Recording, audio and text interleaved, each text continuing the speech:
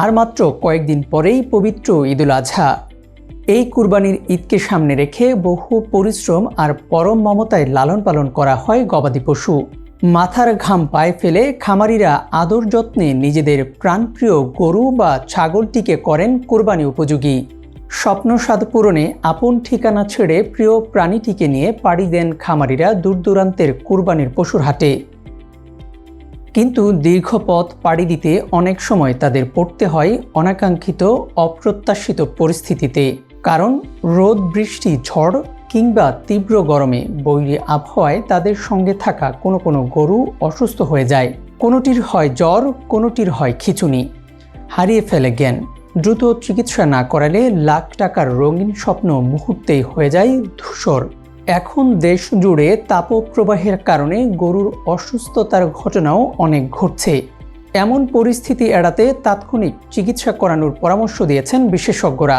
তাদের মতে প্রচণ্ড গরমে গরু বা অন্য গবাদি পশু দ্রুত অসুস্থ হয়ে যায়।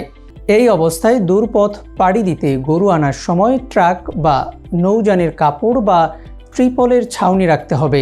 সঙ্গে অ্যাসপিরিন জাতীয় ঔষধ, স্যালাইন, থার্মোমিটার রাখতে হবে। খেয়াল রাখতে হবে গরুর মুখ দিয়ে লালা ঝরছে কিনা, আবার অতিরিক্ত পাতলা পায়খানা হয় কিনা। হাতের তালুর পেছনের অংশ দিয়ে গরুর কানের পেছনের তাপমাত্রা পরীক্ষা করতে হবে। আরও নিশ্চিত হতে গরুর পায়ুপথের মুখে থার্মোমিটার দিয়ে জ্বর মাপতে হবে।